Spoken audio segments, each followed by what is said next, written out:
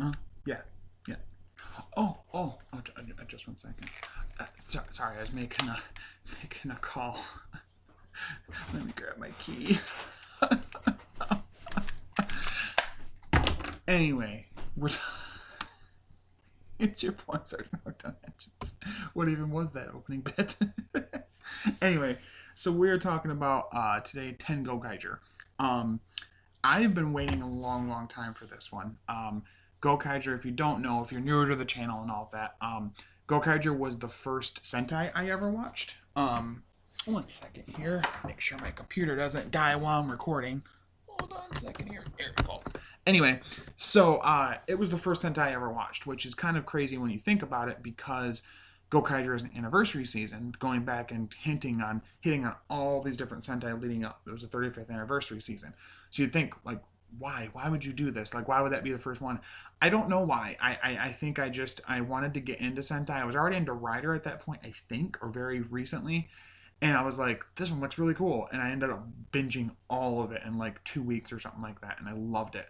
And what it did for me was instead of being overwhelming for me as far as like all these other Sentai and understanding them, it excited me and interested me in moving forward and watching other seasons and watching like ones that they talked about. Clearly, because I've talked about Live Man, and that's one of my favorite episodes of Gokaiger. So Gokaiger's always had a special place in my heart, and especially all the stuff about like behind the scenes, where like originally they only had so many people coming back, and then the hurricane happened, the monsoons and all of that happened, the tsunami of 2011, and that hit them really hard and like killed a lot of people. So they like reached out, the ones that were returning reached out to everyone else basically that they could and said, hey, we represent these characters in Sentai trying to protect smiles and keep people happy. The country's in a lot of, mourning and sadness, and there's been a lot of death right now. We need to kind of help pep them up and feel better and give them hope right now. Um, and that ended up bringing, they literally, I believe they have almost, and at least one or more actors for like almost every Sentai that is in the show, like, or that if up to that point, all 35 pretty much are hinted at some point or having an actor at some point. Even if they don't have a voice role, they're like shown at least.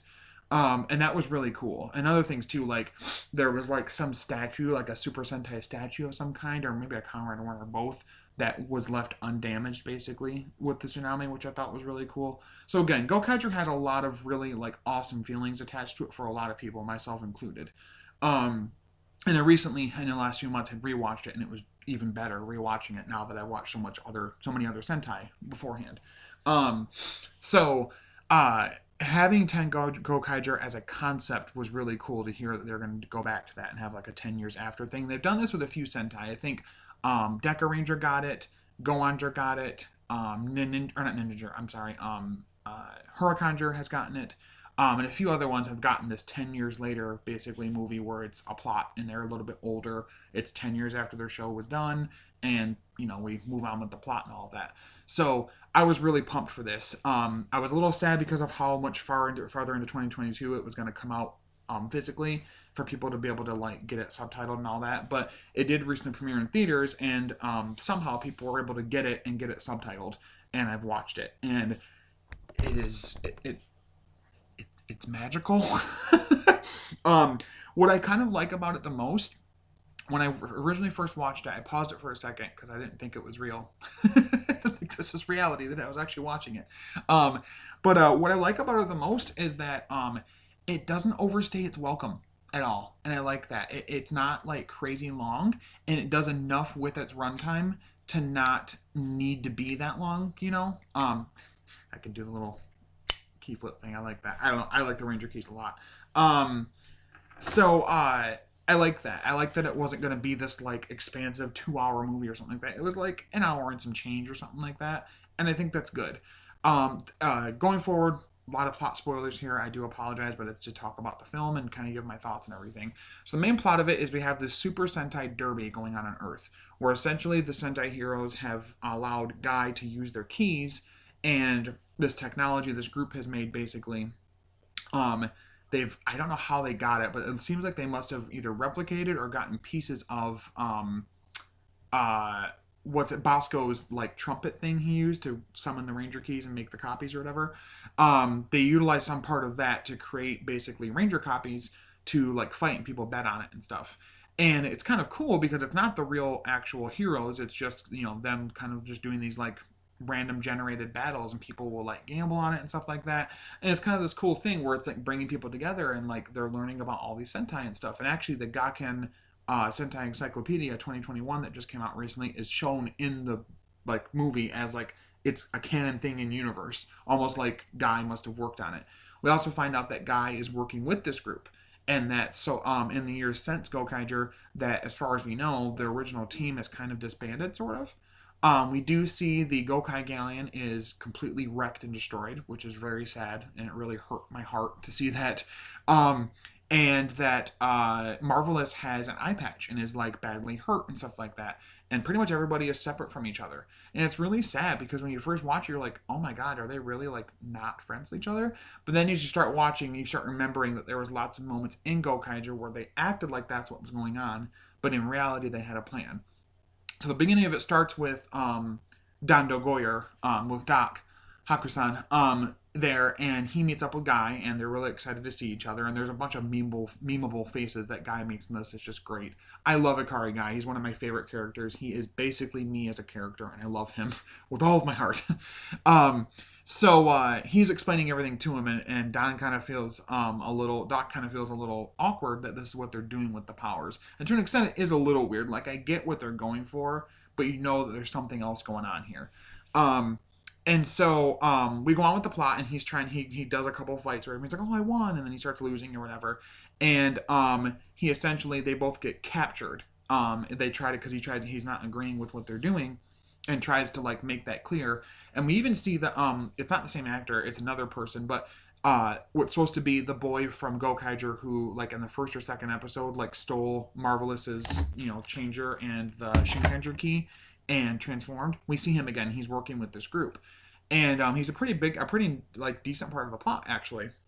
But Marvelous comes back into it, and then we start to reveal that these people are bad and what they're trying to do. Essentially, they are like kind of like pissed that Earth had become a target so much. The Prime Minister of Japan, or whoever this is, this main guy, I can't remember his name. He doesn't really do much because he's just a human until you find out some of the other people working with him aren't human. But anyway, so he essentially says that like all these times that we've been invaded, it's time for us to invade. Essentially using the keys as a weapon, and that what he needs as the final piece is he needs the Gokaiger keys to have a complete set of all the Ranger keys to use, and as like basically making an army to go conquer other planets and stuff. And it's like, oh my god, that's a dark way to take it. We also find out there's this other group of pirates. They were the ones that surprise attacked the Gokai Galleon and destroyed it.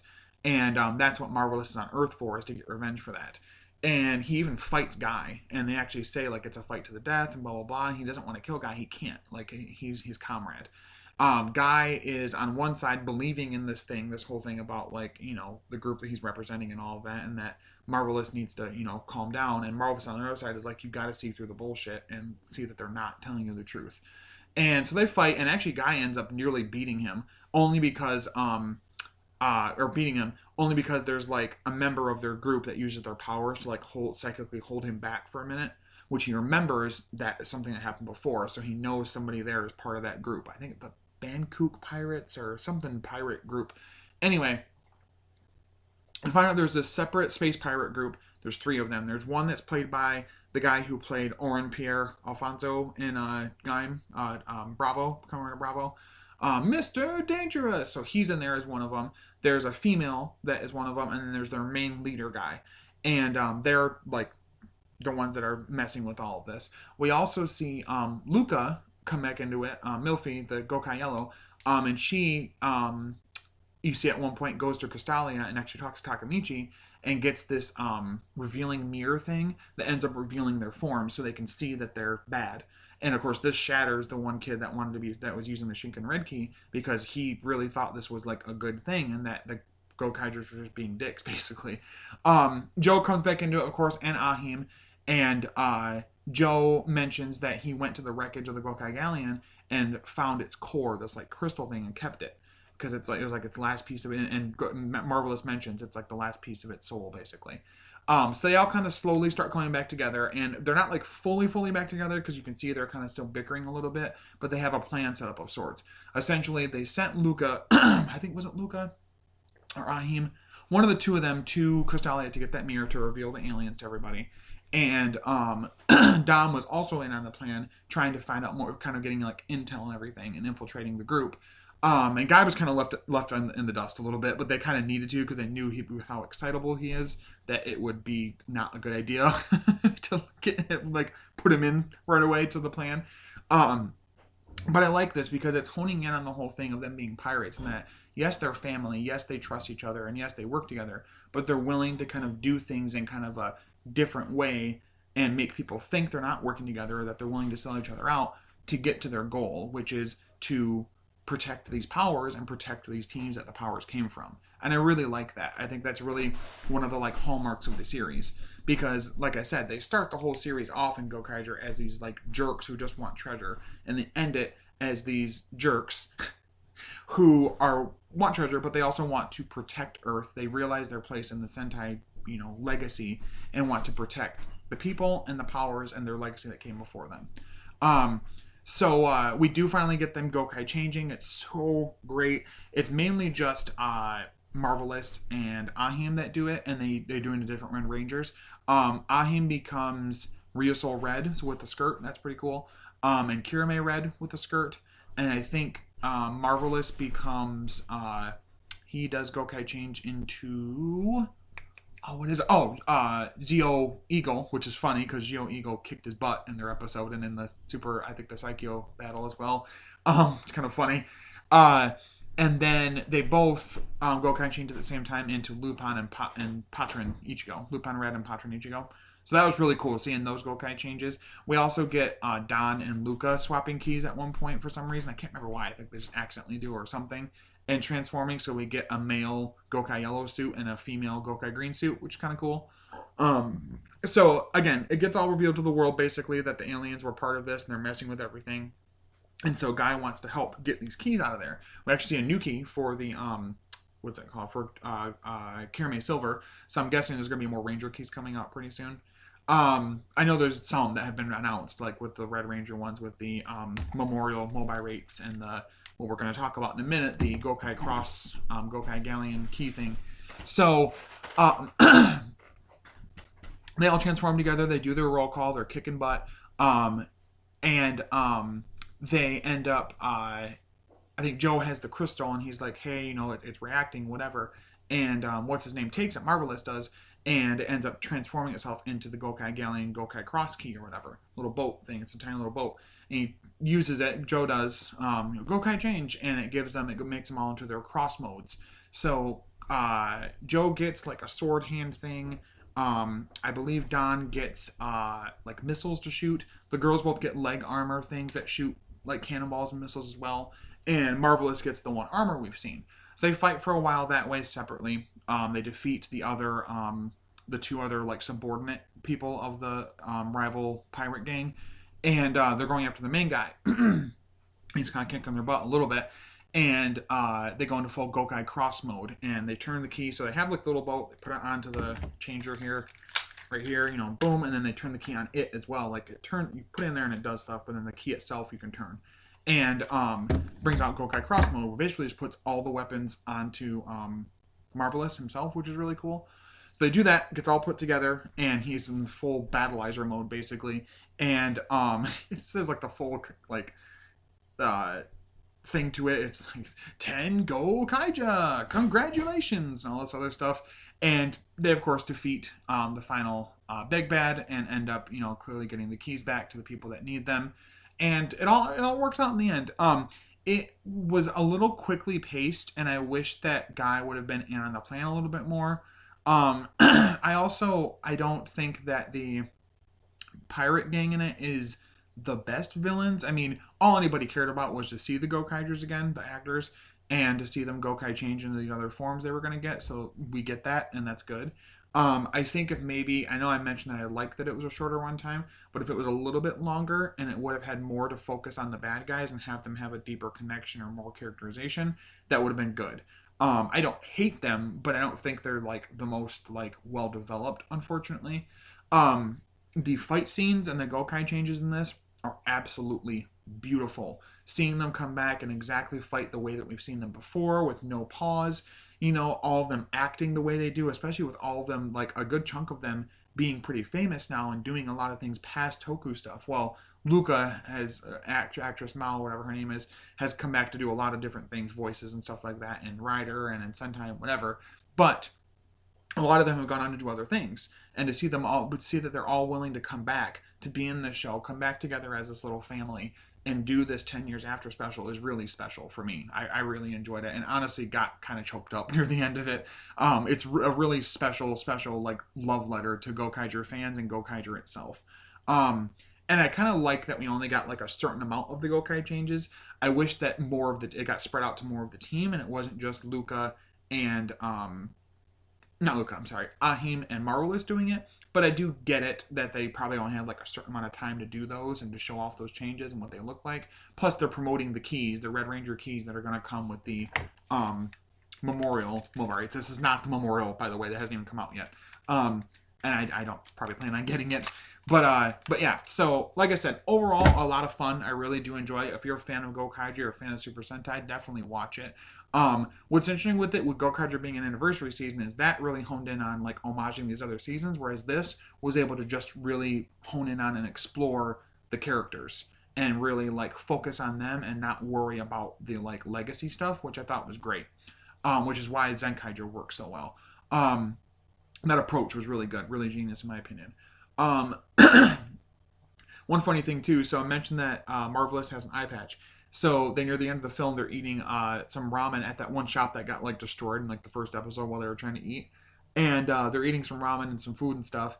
And they're like, "Oh yeah, Marvelous, so the eye patch, what's going on with it?" He's like, "Oh, this?" He's like, "Oh, I don't need it." Like, what? He's like, "Yeah, I don't need it. I just have a sty."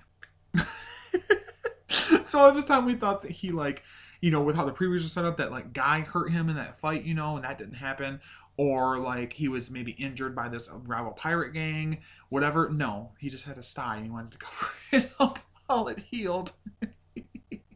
I love this show. Navi does show up as well for a little bit too, the little bird thing, and it's like part of the Sentai, Super Sentai rally, Grand Prix thing or whatever's going on. So yeah. But like I said, overall decent plot. Really great to see the characters again. They move them forward quite a bit.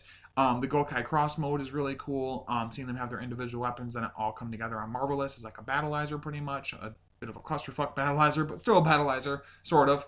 I thought it was really cool. And overall, it was really enjoyable. And it was just really exciting and really nice to see them again because of how much I love the series. So probably would honestly give it a strong 9.5 out of 10. Only because I do, although I said I like the runtime with it, I would have been okay if it was a little longer if we got more on the villains. And the villains as they are just evil to be evil. Mwahaha, mustache twirl. And I would have liked it better if there would have been a bit more time to focus on them. Not so much, because clearly what we care about is the Gokaigers. But enough to focus on them and give a bit more to them so when they fight and when they do these things, we care a little bit more. But overall, still a really strong film, and I definitely recommend it. Clearly, I'm going almost 20 minutes talking about this movie. But anyway, hope you guys really enjoyed the content. I hope you guys liked the review today. What did you guys think about Ten Gokaiger? Have you had a chance to see it or not? I'm really sorry if you haven't and you watched this. That was really not a good idea on your part. But what did you guys think of Ten Gokaiger? Did you like it? Did you hate it? Did you were in the middle about it? Let me know in the comments. Liking and disliking and sharing and watching. Thank you guys for all of that. Subscribing, clearly. But until next time, stay hooked on Henshin's. I'll talk to you later. Bye-bye. God, okay, change. Yeah, there we go. Bye.